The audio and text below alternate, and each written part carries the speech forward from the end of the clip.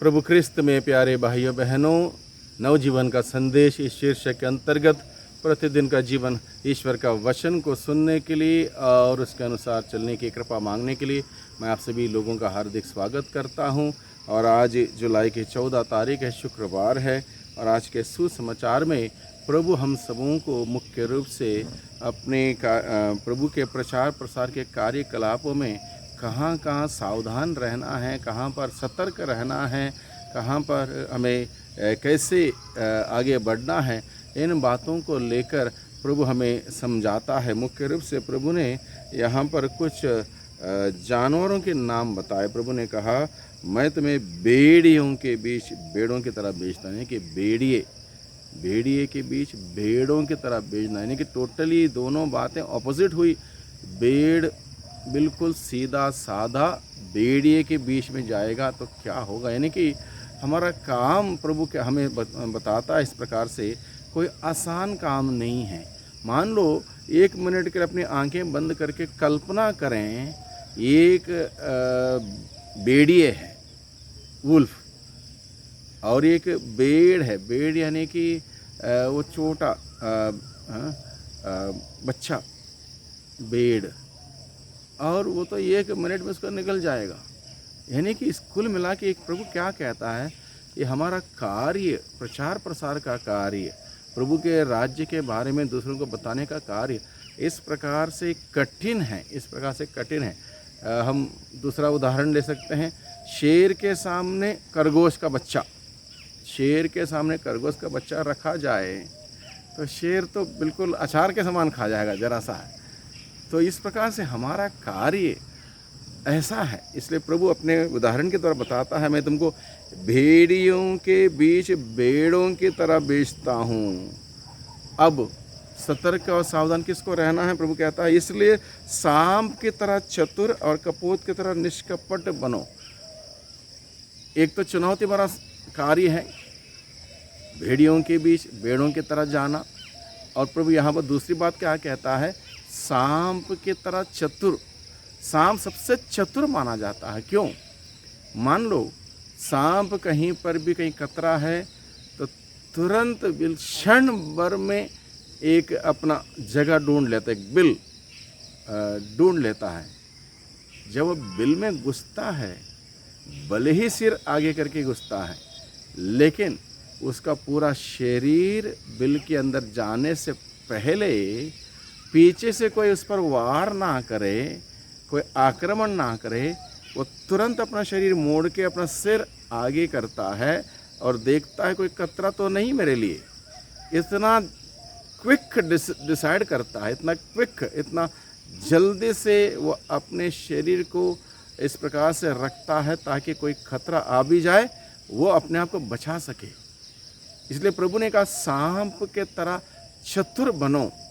यानी कि तुरंत हमें देखना चाहिए कि हमारे लिए कोई खतरा तो नहीं है, कोई मुसीबत तो नहीं खड़ी है, कोई हमारा विरोध तो नहीं हो रहा, कोई हमारे लिए हमारे अस्तित्व के लिए कोई बाधा तो नहीं बन रही है। इन सभी बातों को जानना, समझना, भांपना बहुत ही ज़रूरी। इसलिए प्रभु ने कहा, प्रभु का सेवा कार्य करना हो तो चतुराई बहुत ही ज़रूरी है। इस प्रकार से हमें समझना, हमारे आसपास के माहौल, परिवेश, लोगों के सोच विचार, ये सब समझना जानना बहुत ही ज़रूरी है। अन्यथा गड़बड़ियाँ हो सकती हैं, खतरा हो सकता है, लोग हमारे पर आक्रमण कर सकते हैं, हमारे कार्यों में बाधा डाल सकते हैं, अलग अलग प्रकार से हमारे सारे कार्यों पर, हमारे मेहनत पर पानी फेर सकते हैं। इसलिए हमें चतुराई बहुत ही ज़रूरी है। इसलिए प्रभु से हम प्रार्थना करें कि प्रभु हमें वो प्रज्ञा का वरदान दें, बुद्धि और प्रज्ञा का वरदान दें। दूसरी बात प्रभु ये भी सिखाता है, कपोत की तरह निष्कपट बनो। यानी कि ज़िंदगी में कपट रहेगा, केवल हम दिखावा करेंगे कि मैं प्रभु का सेवक हूँ और एक आडंबर में रचूँगा तो उसमें फ़ायदा नहीं होगा। यानी कि बिल्कुल निष्कपट, कोई भी कपट, कोई भी पाप, कोई भी बुराई, कोई बुरी आदत या बुरी संगति मेरे अंदर ना रहे। यानी कि टोटली प्योर, यानी कि तभी अधिकार आएगा। कपोत के रूप में निष्कपट, हर प्रकार के कपट से, दिखावे से, आडंबर से, डोंग से हम बचे रहें, सच्चाई पर आधारित जीवन बिताएं, बिल्कुल पवित्रता का जीवन बिताएं। प्रभु यही हमें सिखाता है, ये 2 बातें। और इस प्रकार से प्रभु क्या कहता है आगे, अगर सावधान रहना तो किससे रहना? मनुष्यों से सावधान रहो। प्रभु ने स्पष्ट कहा है मनुष्यों से सावधान रहो, क्योंकि बाइबल बताता है याकूब के पत्र में, मनुष्य हर प्रकार के जीव जंतु, रेंगने वाले और जंगली जानवर सब पर अधिकार जता सकता है, सबको अपने वश में कर सकता है, लेकिन मनुष्य इन सभी प्रकार के जीवों में सबसे बुद्धिमान है, सबसे ज़्यादा प्रभु के वरदानों से भरपूर है, सृष्टि का मुकुट है, और मनुष्य खतरनाक साबित हो सकता है। इसलिए प्रभु ने कहा मनुष्यों से सावधान रहो, वे तुम्हें अदालों के हवाले कर देंगे, अपने सभागृह में से तुम्हें कोड़े लगाएंगे, मेरे कारण शासकों और राजाओं के सामने पेश किए जाएंगे, जिससे मेरे विषय में तुम उन्हें और गहरी यदियों को साक्ष्य दे सको। ये अलग अलग प्रकार की चुनौतियाँ, अलग अलग प्रकार की समस्या हमारे सामने आ सकते हैं, क्योंकि ये मनुष्य विरोध करने वाले मिलेंगे, विरोध करने वाले, विरोध जताने वाले और विरोध अलग अलग तरीके से जताने वाले मिलेंगे। प्रभु हम सबों से ये कहता है, इसलिए इन सभी बातों से सतर्क और सावधान रहते हुए आगे बढ़ने के लिए, कार्य करने के लिए प्रभु हमें बताता है।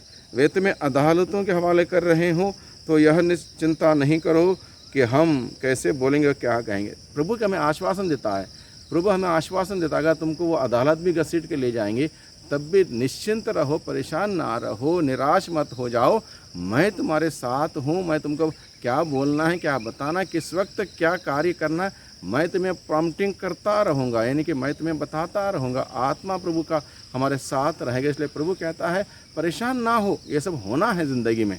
आगे प्रभु क्या कहता है, समय आने पर तुम्हें बोलने को शब्द दिए जाएंगे, क्योंकि बोलने वाले तुम नहीं हो बल्कि पिता का आत्मा है जो तुम्हारे द्वारा बोलता है।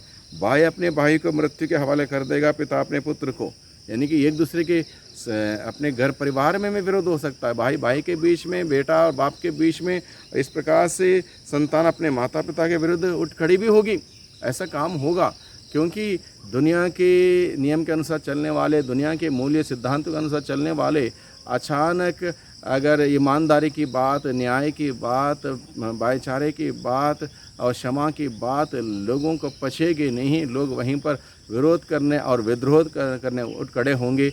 और ऐसा जब होगा, प्रभु कहता तब भी मत डरो, मत विचलित मत हो जाओ, अपना भरोसा प्रभु पर रखो, प्रभु हमें संभालेगा। मेरे नाम के कारण लोग तुमसे बैर करेंगे, किंतु जो अंततः धीर बने रहेगा उसे मुक्ति मिलेगी। प्रभु के कारण बैर करेंगे लोग, और ये सब हो रहा दुनिया में हम देख रहे हैं। अलग अलग प्रकार का विरोध, अलग अलग प्रकार की कहानी बनाना, झूठे आरोप लगाना, लोगों को सताना, अपने कार्य में बाधा पहुंचाना, ये सब हो रहा है। विचलित ना हो, परेशान ना हो, प्रभु पर भरोसा कायम रखें। प्रभु सब कुछ झेलने के लिए, सहने के लिए और उससे पार होने के लिए प्रभु हमारी सहायता करेगा। इसलिए प्रभु कहता है यदि वे तुम्हें एक नगर से निकाल देते हैं तो दूसरे नगर भाग जाओ। मैं तुमसे कहता हूँ तुम इज़राइल के नगरों का चक्कर भी पूरा नहीं कर पाओगे कि मानव पुत्र आ जाएगा, यानी कि प्रभु तुम्हारी सहायता के लिए तुम्हारे पास आएगा।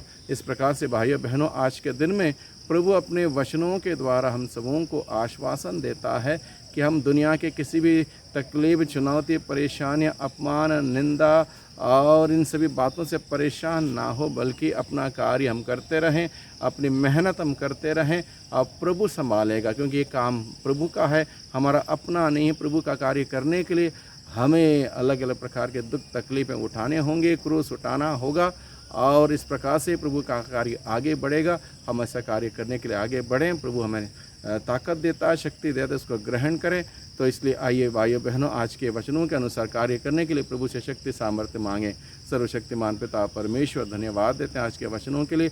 आज के वचन चुनौती भरे हैं और हम सबों के सामने अलग अलग प्रकार के संकट आने की चेतावनी हमें देते हैं, लेकिन प्रभु आप पर भरोसा रखते हुए, आप पर पूर्ण विश्वास करते हुए आगे बढ़ने के लिए हमें सिखाइए, हमें बल प्रदान कीजिए। हम दुर्बल हैं, कमी कमजोर से भरे हुए लोग हैं प्रभु, हमें विशेष रूप से विश्वास का और भरोसे का वरदान दे, जिससे कि आप पर विश्वास करते हुए, भरोसा करते हुए हम तमाम प्रकार की विपरीत परिस्थितियों का सामना करने के बावजूद आपके सेवा कार्य में आगे बढ़ने वाले हम सभी बन सकें। दुआ करते हैं उद्धारकर्ता यीशु मसीह के नाम से, आमीन।